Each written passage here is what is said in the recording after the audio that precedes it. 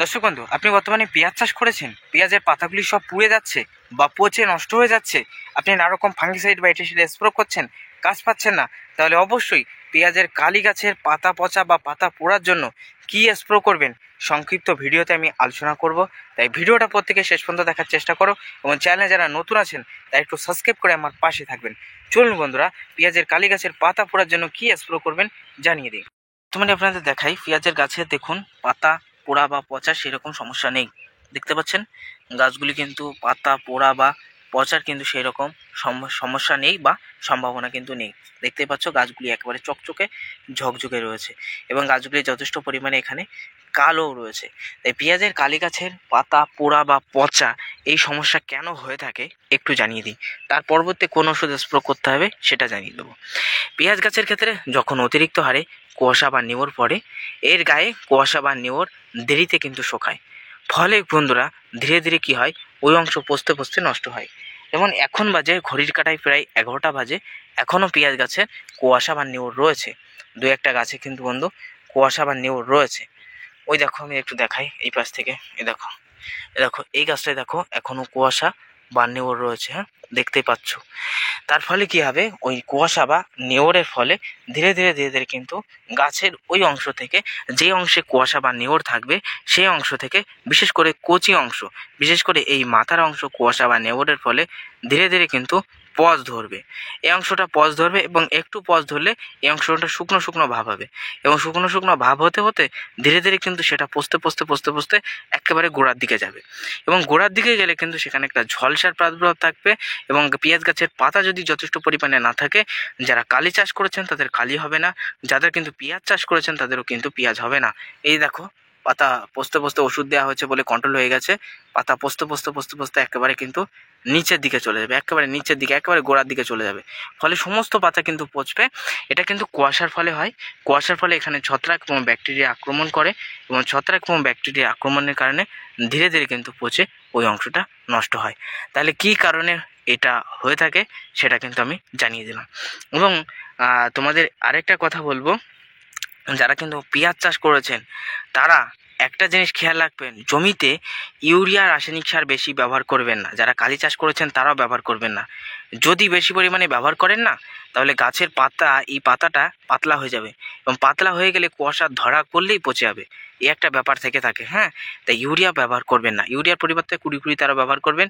ওটা অ্যামোনিয়া থেকে নাইট্রোজেন আসে, ওটা গাছে তেমনভাবে ক্ষতি করবে না, বুঝতে পেরেছেন? তবে নাইট্রোজেন যুক্ত সার একটু কম পরিমাণে ব্যবহার করবেন, ঠিক আছে? ফার্স্টে কিন্তু আপনাদের জানিয়ে দিলাম। দেখো পেঁয়াজ গাছে কেমন পরিমাণে কালি আছে, প্রচুর পরিমাণে। ওই পাশে দেখো এই গাছগুলো দেখো প্রচুর পরিমাণে কিন্তু কালি আসা বর্তমানে শুরু হয়েছে। তাহলে গাছগুলিতে যখন এইরকম সমস্যা বা প্রাদুর্ভাব দেখা যাবে, তখনই আমাদের বাজার থেকে ক্রয় করে আনতে হবে ফাঙ্গিসাইড। ফাঙ্গিসাইড হিসাবে আপনাদের আমি রিকমেন্ড করব, আমি কিন্তু প্রত্যেক বছর জেইউ কোম্পানির জেইউ আর্ট, কি বললাম, আর্ট ফাঙ্গিসাইড, দন্তস্ব আর্টস, ঠিক আছে, জেইউ কোম্পানির আর্টস ফাঙ্গিসাইড ব্যবহার করে থাকি। প্রত্যেক 10 লিটারের মিনিমাম 15 থেকে 20 গ্রাম জলে গুলে, যদি অতিরিক্ত হয় প্রত্যেক 10 লিটারের মিনিমাম 20 গ্রাম জলে গুলে আপনাকে এখানে সপ্তাহে 2 দিন ব্যবহার করবেন। ফার্স্টের সপ্তাহে প্রত্যেক 2 দিন ব্যবহার করবেন, তার পরবর্তী সপ্তাহে 1 দিন করে ব্যবহার করবেন। পাতা যদি পচে তাও ব্যবহার করবেন, যদি না পচে তাও ব্যবহার করবেন। তাহলে আপনার গাছের কোনো রকম পাতা পচার সমস্যা দেখা যাবে না, আপনার গাছ হবে চকচকে ঝকঝকে এবং পাতা যত না পচবে ততই গাছে কিন্তু কালি বা যাদের পেঁয়াজ চাষ করেছেন পেঁয়াজের মাত্রা কিন্তু অতিরিক্ত হারে হতে থাকবে বা বৃদ্ধি পাবে, বুঝতে পেরেছেন? তাহলে একটু টাকা খরচ এর দিকে আপনি কিন্তু পিছাবেন না, একটু টাকা খরচ করবেন। ও লুজ ক্রয় করতে গেলে 10 ml-এর দাম 50 টাকা নেয়, আর 150 ml নিতে গেলে ওই 70 টাকা এরকম নেবে বন্ধু, ঠিক আছে? 50 লুজ, সরি, 10 ml-এর দাম কিন্তু 50 টাকা নেয়, 15 ml নিতে গেলে ওই 70 টাকা এরকম পড়বে। হ্যাঁ, কিন্তু ওর ছোটো ফাইল পাওয়া যায় না, ওর বড় ফাইল লুজ ক্রয় করতে হয়। ছোটো ফাইলও অনেক অনেক দোকানে পাওয়া যায়। তবে যদি আপনি নিজেদেরকে এটা না পেয়ে থাকেন তাহলে ব্যবহার করবেন অ্যামিস্টার টপ। কি বললাম দর্শক বন্ধু? Amistar top. অ্যামিস্টার ব্যবহার করলে হবে না, অ্যামিস্টার টপ ব্যবহার করবেন। অ্যামিস্টার টপ ব্যবহার করলেও কিন্তু এই সমস্যা থেকে ধীরে ধীরে মুক্তি পাওয়া যাবে। যারা কিন্তু অ্যামিস্টার টপ পাবেন না, সব থেকে ভালো হয় কি, অ্যামিস্টার টপ অনেকেই ব্যবহার করেছে, ডোজের মাত্রা কম দিলে কাজ হবে না, 10 লিটারে 20 ml ব্যবহার করতেই হবে, ঠিক আছে। যারা অ্যামিস্টার টপ নিজের এলাকায় পাবেন না তাদের আমি রিকমেন্ড করবো বন্ধু, তুমি চলে যাবে বায়োরের নেটিভো ফাঙ্গিসাইডও ব্যাপক কাজ, তবে JU8 কিন্তু আমরা ব্যবহার করি। আগে যদি পান JU8 ওটাই ক্রয় করবেন, ঠিক আছে। যদি না পেয়ে থাকেন তাহলে আমি বললাম অ্যামিস্টার টপ, যদি না পেয়ে থাকেন অ্যামিস্টার টপ তাহলে ব্যবহার করবেন নেটিভো ফাঙ্গিসাইড। এই নেটিভো ফাঙ্গিসাইড ব্যবহার করলেও ইয়া কিন্তু পেঁয়াজ গাছের পাতা পচা, ধসা ব্যাপক হারে কিন্তু কাজ করে। ঝলসা রোগ যদি দেখা যায় এতেও কিন্তু ব্যাপক হারে কাজ করে, তাই ইয়া কিন্তু আমাদের ব্যবহার করতে হবে। আর যারা কিন্তু এইসবই পাচ্ছেন না যে আমার এলাকায় টাটা কোম্পানির প্রোডাক্টগুলি পাওয়া যায়, তাহলে বলবো টাটার কন্টা প্লাস, ঠিক আছে। কন্টা প্লাস ব্যবহার করবেন, এটা ব্যবহার করলেও পেঁয়াজ গাছের পাতা পচা, ধসার ক্ষেত্রে কাজ করবে। পেঁয়াজ গাছগুলি এইরকম হারে কালো করতে সাহায্য করবে, বাদবাকি কিন্তু আলাদা করে অনুখাদ্য দেওয়া লাগবে না।